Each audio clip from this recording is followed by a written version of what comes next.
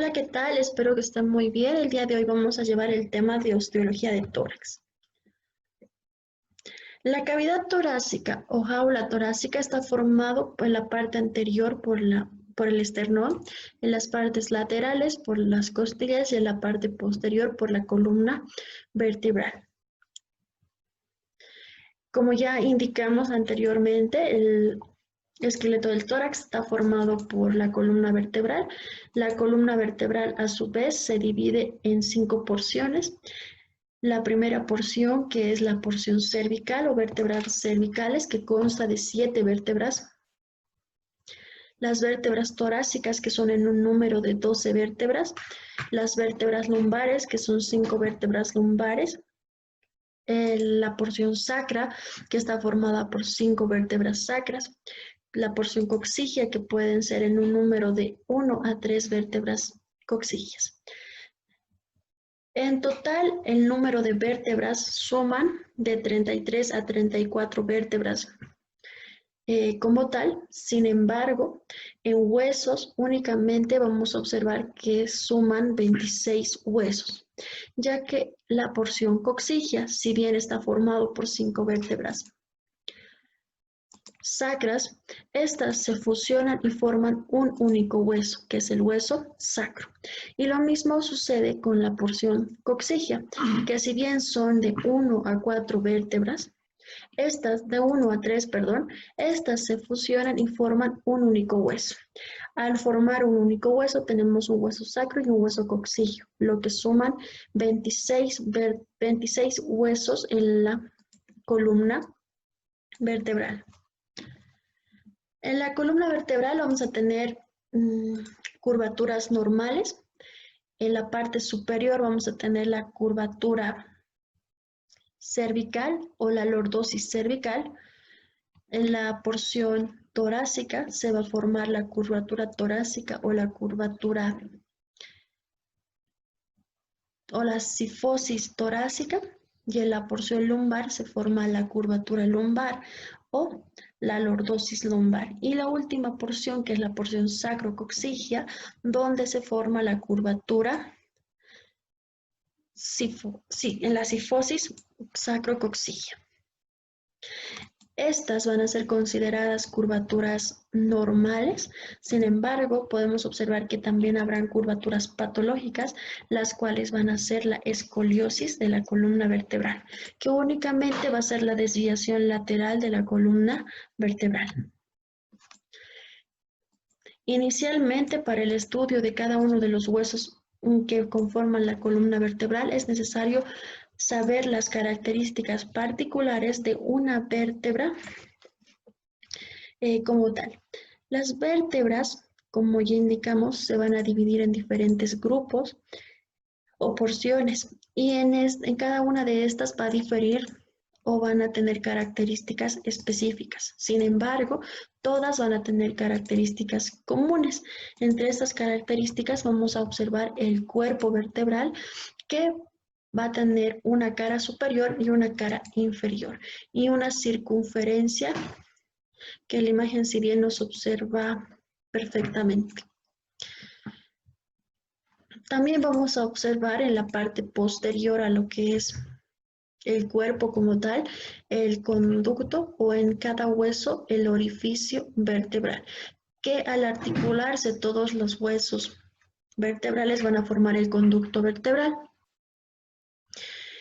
En las partes laterales a lo que es el agujero vertebral observamos estas escotaduras denominadas pedículos, que estos pedículos, al articularse con el antecesor o el que le precede, van a formar el agujero de conjunción. En la parte posterior a los pedículos encontramos las apófisis articulares, que van a ser en un número de 4, 2 pares, es decir, 2 superiores y 2 inferiores. Laterales a estas vamos a encontrar las apófisis transversas, y de estas mismas encontramos las láminas, que van a formar en la parte posterior lo que es la apófisis espinosa.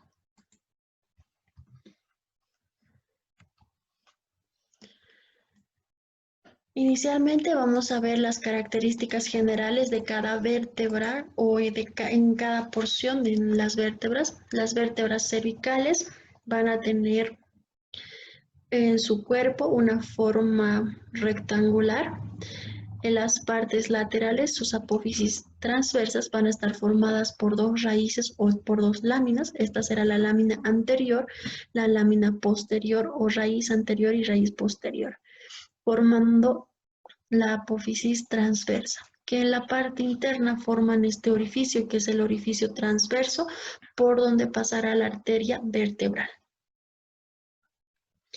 En la parte posterior a las apófisis transversas encontramos las superficies articulares, van a ser dos superiores, dos inferiores.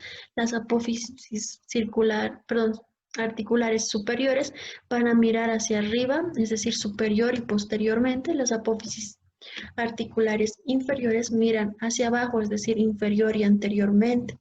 En la parte posterior, estas van a estar formadas por las láminas de los huesos vertebrales, que en la parte media se unen y forman lo que es la apófisis espinosa. Con respecto a las vértebras cervicales, las apófisis espinosas van a ser bituberculares o bifurcadas.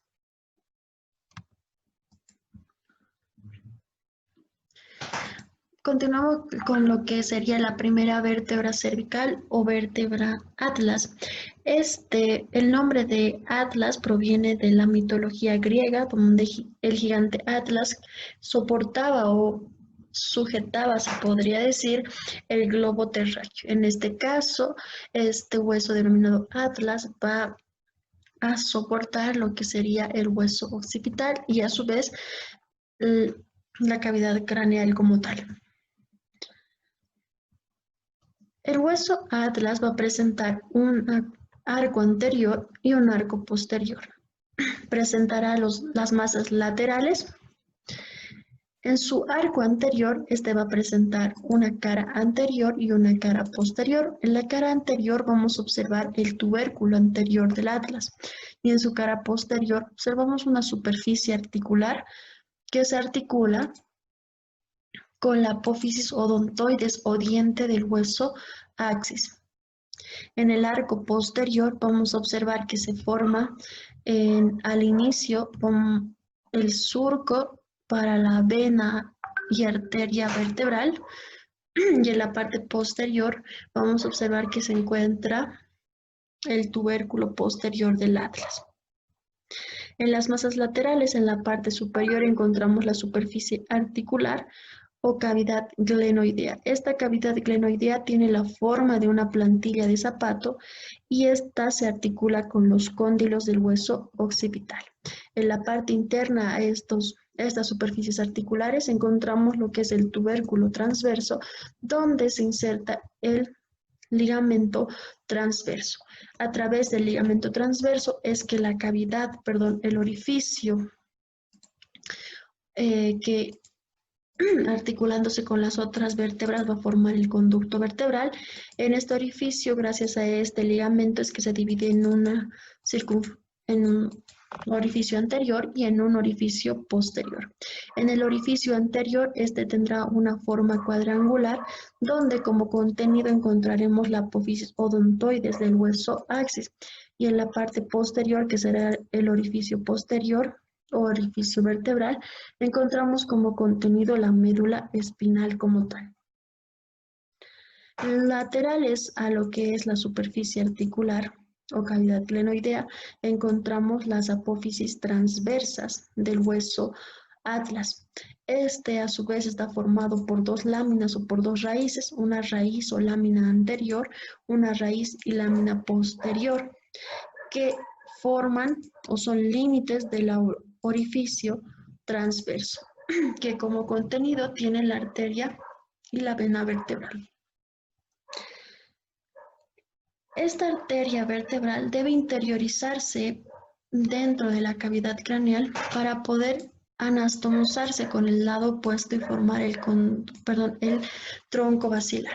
Y para poder ingresar a la cavidad intracraneal, este marca una huella en este hueso atlas y va a formar en la parte posterior a la superficie articular o cavidad glenoidea el surco de la arteria vertebral, donde vamos a ver que va a ingresar la arteria vertebral y va a salir, se puede decir, el primer nervio cervical. En los arcos ya dijimos que en la parte anterior observamos el tubérculo anterior del atlas, donde se va a insertar un músculo que va a ser el músculo largo del cuello. En la tuberosidad posterior del atlas vamos a observar que se inserta el músculo recto posterior de la cabeza o recto posterior menor de la cabeza. En una vista posterior, en el hueso atlas vamos a observar que la superficie articular inferior va a tener una superficie elíptica y va a servir para la articulación con las superficies articulares superiores del hueso axis. El hueso axis o eje o epístrofe o segunda vértebra cervical va a presentar un cuerpo y en la parte superior al cuerpo presenta una apófisis, que es la apófisis odontoides o diente del hueso axis. Este diente va a presentar una base y un vértice, una cara posterior y una cara anterior. Laterales a esta misma apófisis observamos las superficies articulares superiores e inferiores que en la imagen nos observan bien. Posterior a esta estructura encontramos las apófisis transversas que están formadas, como ya lo mencionamos anteriormente, por una lámina anterior y una lámina posterior y conforman el foramen o orificio transverso. En la parte posterior está formado por esto que son las láminas y finalmente observamos la apófisis espinosa, que la característica de las vértebras cervicales es que estas apófisis son bituberculares o bifurcadas. El orificio vertebral tendrá la forma de triángulo de base anterior. A este nivel se observa esta forma en el conducto, en el orificio vertebral, ya que la médula espinal tendrá dos ensanchamientos, un ensanchamiento superior de donde nace el plexo cervical que se encuentra en esta porción, en la porción de las vértebras cervicales, y un ensanchamiento inferior de donde nace el plexo lumbosacro, que se encontrará a nivel de las vértebras lumbares, que será un poco más abajo con respecto a la columna vertebral.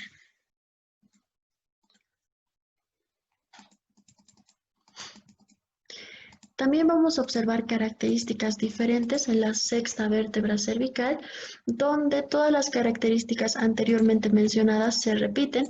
La única diferencia es que acá se va a presentar el tubérculo anterior y el tubérculo posterior. El tubérculo anterior, también denominado tubérculo de Chasinac o tubérculo carotidio.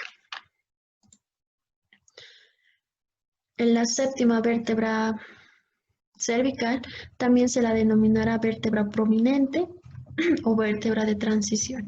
Esta vértebra presenta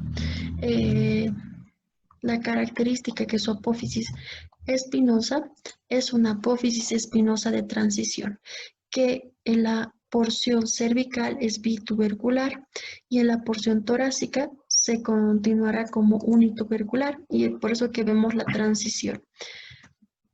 Además que el conducto o el orificio vertebral igual está empezando a cambiar de forma, ya que a nivel de las vértebras torácicas, esta va a tener forma circular y no así triangular como en las vértebras cervicales. Se observan en las partes laterales lo que es las apófisis transversas, que como ya mencionamos está formado por la lámina anterior y por la lámina posterior, que igual vamos a encontrar el tubérculo anterior y el tubérculo posterior.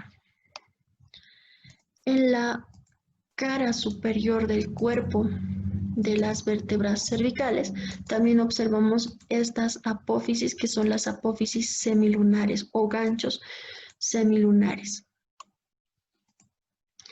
Lo importante de caracterizar a este nivel es que la apófisis espinosa de la séptima vértebra cervical, en el vértice como tal, se va a insertar el ligamento nucal. El ligamento nucal se va a extender desde lo que es la protuberancia occipital externa y las crestas superiores hasta lo que es la apófisis espinosa de la séptima vértebra cervical. Ahí tenemos el ligamento nucal en forma de triángulo de base superior. Otra característica de esta vértebra es que en su cuerpo vamos a observar una hemifaceta o una hemicarilla o hemifósita costal, que corresponde a la articulación con la primera costilla. Las vértebras torácicas, estas difieren de las vértebras cervicales, ya que su cuerpo va a tener forma de corazón, de naipe invertido o corazón francés. El conducto vertebral o el orificio como tal tendrá forma circular y no así triangular como la anterior. Lo diferente de las vértebras cervicales es que estas van a presentar estas facetas o fosas costales. Estas van a ser en un número de 2 en cada cuerpo vertebral, una faceta costal superior y una faceta costal inferior. A estas facetas costales también se las denominan hemicarillas o hemifacetas, ya que en cada una de estas, al articularse con la siguiente vértebra o con la vértebra antecesora, van a formar una fosita completa para la articulación con la cabeza de la costilla como tal. En las apófisis transversas de las vértebras torácicas vamos a observar cerca al vértice lo que es la fosa o faceta costal transversa. Esta va a servir de articulación con el tubérculo de la costilla correspondiente con la que se está articulando. Las vértebras torácicas van a presentar la cara superior y una cara inferior y una circunferencia en el cuerpo vertebral. En la parte posterior a este encontraremos los pedúnculos que, articulándose con el que lo continúa o con el que le precede, formarán los conductos o los agujeros, de conjunción. Observamos acá los procesos articulares superiores o apófisis articulares superiores y los procesos o apófisis articulares inferiores. Y la apófisis espinosa se caracteriza por ser mucho más oblicuo, más largo y es unitubercular. En la primera vértebra torácica vamos a observar que esta es diferente a las demás, ya que va a presentar la primera fosita costal superior y esta puede ser una fosita costal superior completa. Y a este nivel es que se va a articular la primera costilla como tal. Seguida esta, como dijimos, en el cuerpo como tal, está formado por estas fositas o hemifacetas, que significa que son fositas incompletas. Al articularse con otra fosita incompleta, formarán la fosita completa como tal para la articulación con la cabeza de la costilla, con la costilla correspondiente.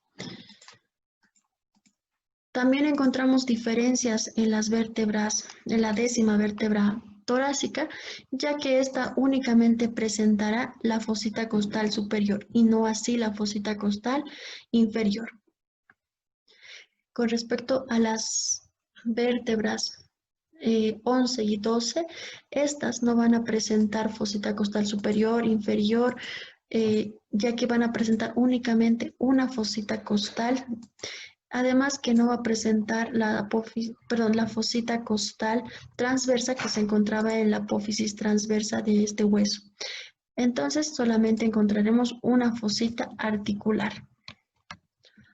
Las vértebras lumbares, estas van a ser en un número de 5. Las características comunes es que su cuerpo va a tener forma riñonada, es por eso que recibe el nombre de cuerpos reniformes. Los agujeros o conductos vertebrales van a tener forma triangular, ya que a este nivel se encontrará el ensanchamiento inferior de la médula espinal. Presenta lo que son las apófisis transversas, que al continuarse con las costillas también se las denomina apófisis costiformes. En la parte posterior encontramos la apófisis espinosa y entre la apófisis espinosa y la apófisis transversa encontramos la apófisis articular superior.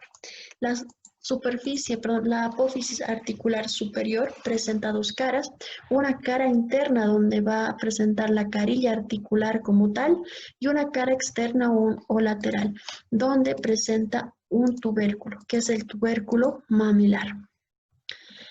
En la base o en la cara posterior y a nivel de la base de la apófisis transversa de estas vértebras, encontramos el tubérculo accesorio como tal. Entonces ahí es donde tenemos que diferenciar específicamente dónde encontramos el tubérculo accesorio, el nivel de la cara posterior cerca a la base de la apófisis transversa, y donde encontramos el tubérculo mamilar en la cara lateral o externa de la superficie articular, de la apófisis articular superior.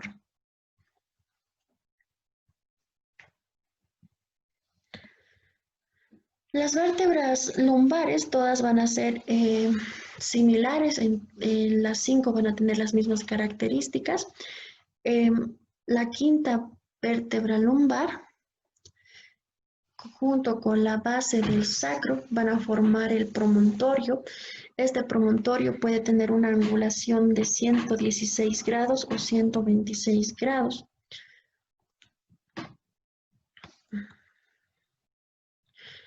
El hueso sacro, si bien está formado por 5 vértebras sacras, únicamente se forma como un hueso ya que las vértebras se fusionan.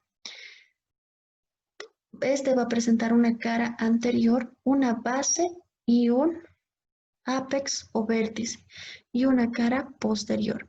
La cara anterior va a ser cóncava y lisa y va a presentar estas crestas transversales que van a ser en un número de 4. En la cara anterior también observamos los orificios que son los orificios sacros anteriores. En la parte superior encontramos esta estructura que es la orejuela o oreja del sacro. En la parte inferior, va a ser de un borde mucho más romo y acá se va a insertar el ligamento sacro espinoso y el sacro tuberoso.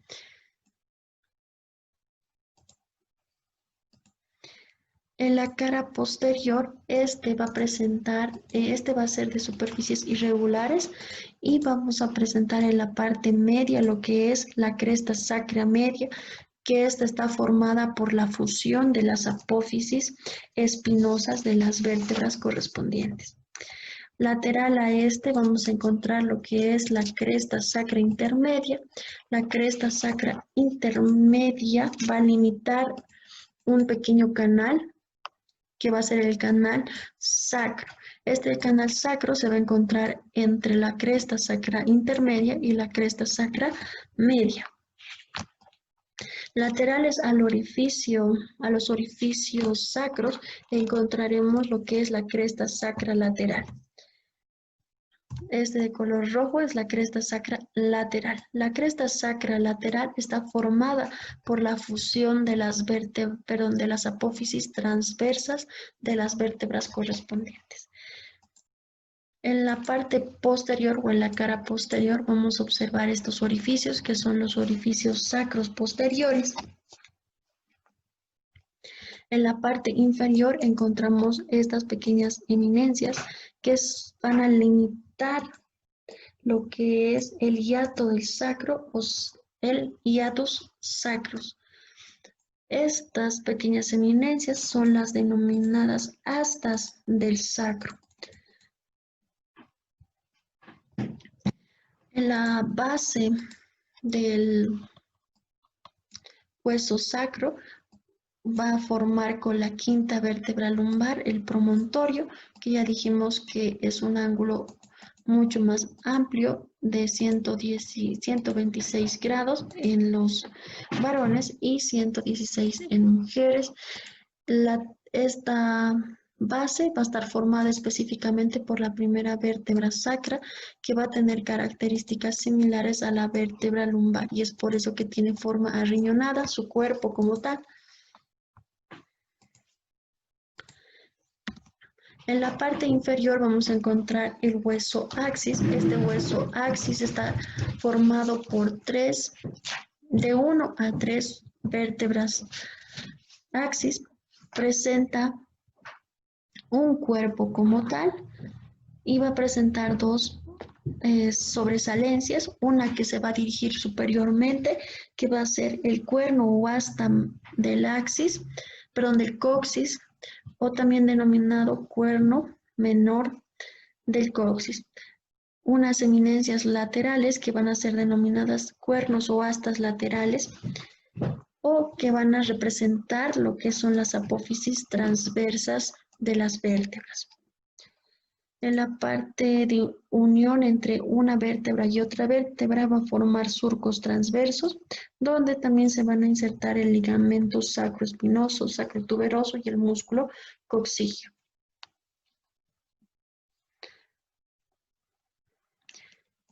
El ángulo sacrovertebral, o también denominado promontorio, que ya lo observamos anteriormente.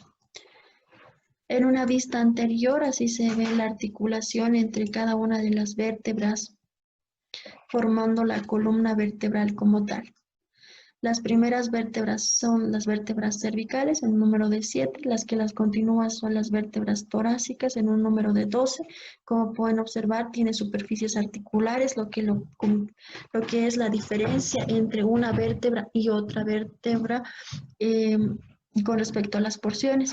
Y acá, como podemos observar, la primera vértebra lumbar es mucho más pequeña que la primera vértebra lumbar es mucho más pequeña que la quinta vértebra lumbar. Además que a nivel de la primera vértebra lumbar se observan las apófisis costiformes, o lo que serían las apófisis transversas, a las cuales se denominan apófisis costiformes. Esta es una vista posterior de la columna vertebral. Observamos cómo las apófisis espinosas a nivel de la región cervical son bituberculares o bifurcados. Con respecto a la columna torácica, las apófisis espinosas son unituberculares. Acá observamos las curvaturas normales de la columna vertebral. Estas curvaturas normales, que son la lordosis y la sifosis, estas pueden ser hiperlordosis o hipersifosis, las cuales van a ser posturas o curvaturas anormales. La curvatura más anormal que se puede observar es la desviación lateral de la columna vertebral, a la cual se la denomina escoliosis. Acá tenemos un cuadro resumen en el cual se observa la comparación entre las vértebras cervicales, torácicas y lumbares. Con respecto al cuerpo, las vértebras cervicales tienen forma de un cuadrilátero.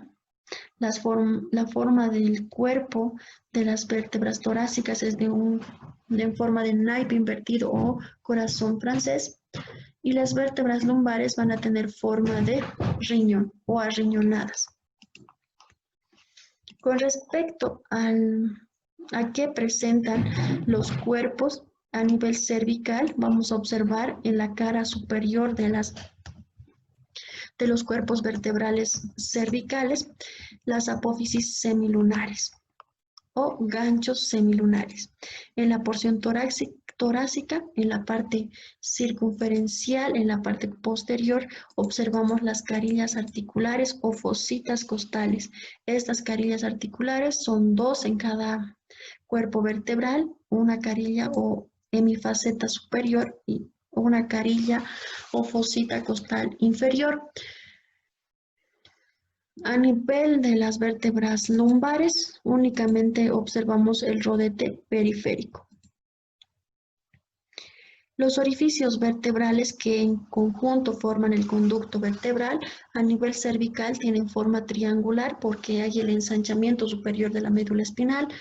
A nivel torácico, la forma del orificio vertebral como tal es circular, ya que ahí no se presenta el ensanchamiento de la médula espinal como tal, y a nivel lumbar presenta forma triangular, ya que ahí una vez más se presenta el ensanchamiento, en este caso el ensanchamiento inferior de la médula espinal. Con respecto a los pedículos a nivel cervical, es decir, en las vértebras cervicales, en los pedículos, son cortos y más delgados. Con respecto a vértebras torácicas, estos van a tener un borde inferior mucho más escotado, y con respecto a las vértebras lumbares, estas son gruesas y la escotadura es corta y gruesa como tal.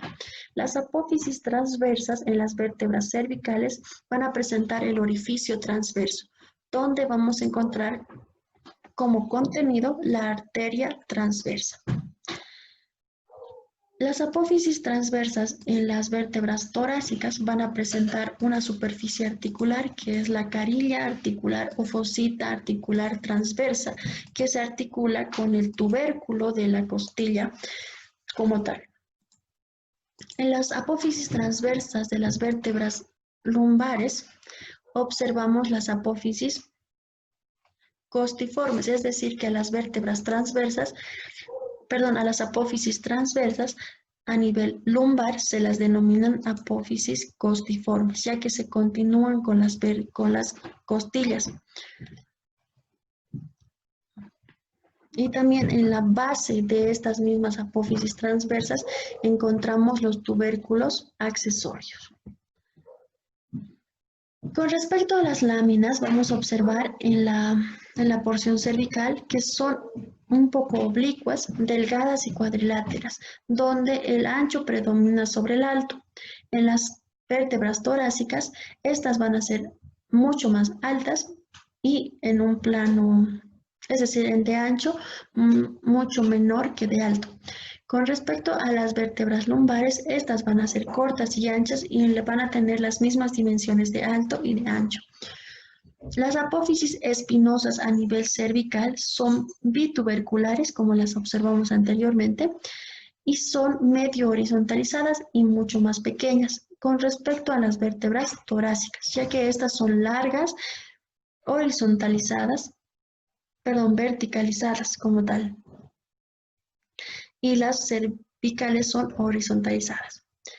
En las vértebras lumbares, las apófisis espinosas van a ser muy anchas y van a ser un poco oblicuas, pero específicamente tienen un plano horizontal. Las carillas articulares en las vértebras cervicales van a dirigirse las carillas articulares superiores se van a dirigir hacia la parte superior y posterior, y las carillas articulares o apófisis articulares inferiores se dirigen mirando hacia abajo, es decir, inferior y anteriormente. En las vértebras torácicas, las carillas articulares son planas, miran posterior y anteriormente. En las vértebras lumbares, estas carillas articulares son cóncavas, mediales, convexas lateralmente y presentan el tubérculo mamilar en la cara lateral. El esternón está formado por 3 porciones específicamente. En la parte superior, el manubrio del esternón o mango del esternón como tal. En la parte inferior o continuando a este, encontramos el cuerpo del esternón. En la parte inferior encontramos la apófisis sifoides o sifoesternal o apéndice del esternón. En la parte superior, que es el manubrio, puño o mango del esternón o preesternón, vamos a ver que presenta en el borde superior una escotadura yugular y en las partes laterales presenta la escotadura clavicular para articularse con la extremidad interna de la clavícula como tal. En la cara anterior presenta una cresta que sirve de inserción para dos músculos. En la parte superior para el músculo esternocleidomastoideo, es decir, el fascículo external del músculo esternocleidomastoideo. Y en la parte inferior para el músculo esternoioideo. El manubrio del esternón se va a continuar con el cuerpo y a ese nivel van a formar un ángulo, este es el denominado ángulo de Lewis. La función clínica del ángulo de Lewis es el poder enumerar las costillas, ya que a nivel del ángulo de Lewis se va a articular la segunda costilla y con respecto a estas vamos a poder contar el número de costillas, es decir, la segunda costilla, seguida a esa el espacio intercostal, seguida a esa la tercera costilla y así sucesivamente para poder enumerarlas. A nivel del cuerpo del esternón, en la cara posterior va a presentar crestas. Estas crestas van a servir de inserción para los músculos triangulares del esternón o transversos del tórax. El cuerpo es una lámina que está formado por mesoesternón, se podría decir, y es esponjoso. Y gracias a esa constitución es que a ese nivel se puede extraer médula ósea como tal. En la parte inferior vamos a observar lo que es la apófisis sifoides o sifoesternón o apéndice. Este va a presentar en la parte inferior una bifurcación y con las costillas este va a formar una apertura a lo que se denomina ángulo de Charping, que tiene una angulación de 70 a 75 grados. En los bordes laterales, el esternón va a presentar escotaduras. Estas escotaduras pueden ser escotaduras costales y articulares o contrales, donde sirve de inserción o perdón, de articulación con las costillas como tal.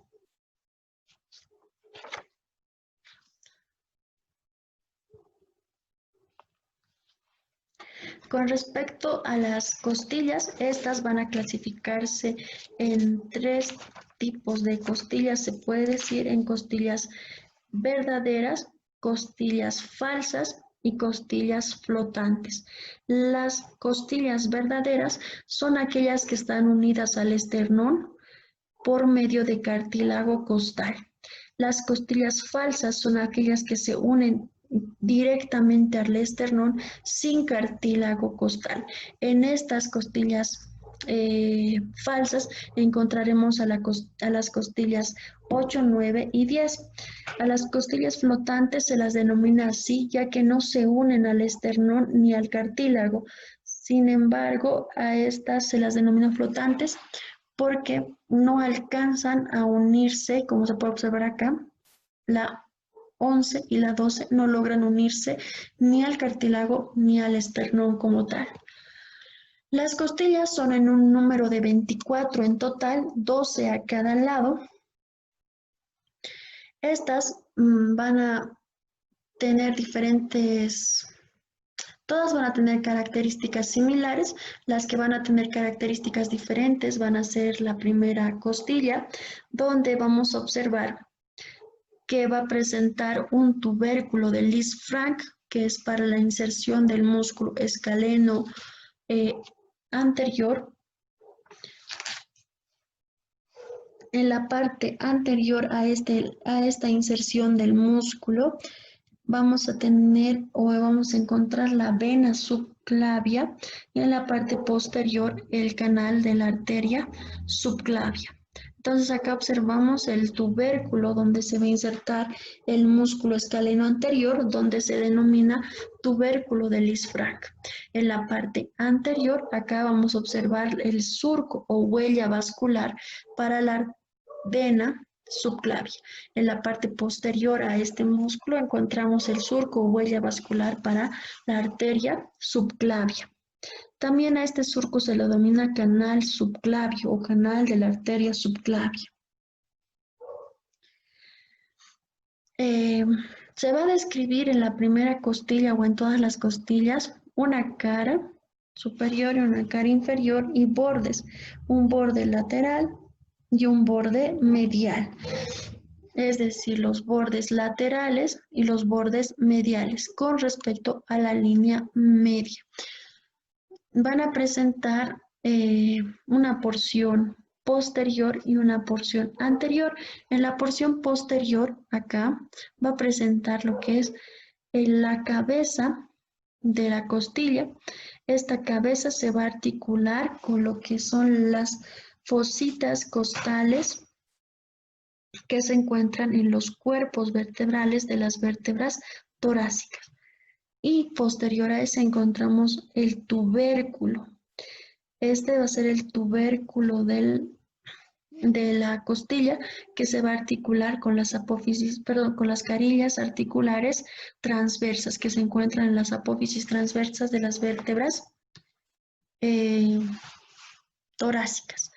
La primera costilla no va a presentar un surco costal, es decir, que no va a presentar surco para el transcurso de la vena, arteria y nervio. La segunda costilla va a servir de inserción, acá tenemos la segunda costilla. Esta va a servir de inserción para diferentes músculos. Entre ellos vamos a encontrar el músculo serrato anterior en la parte anterior y posterior al serrato anterior el músculo serrato anterior, pero su porción superior. Es decir, que acá encontramos el músculo serrato anterior, su porción superior y su porción media. Y en la parte posterior a este músculo serrato anterior encontramos al músculo escaleno posterior. Las vértebras 9, 10 son aquellas que se van a denominar, las costillas 9, 10 son aquellas que se van a denominar costillas falsas.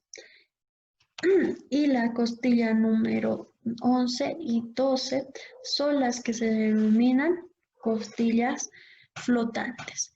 Estas costillas, la 12 y la 11, tienen la característica de no presentar tubérculo y por eso es que a nivel de la vértebra torácica únicamente presentan una superficie articular en la cara lateral del pedúnculo.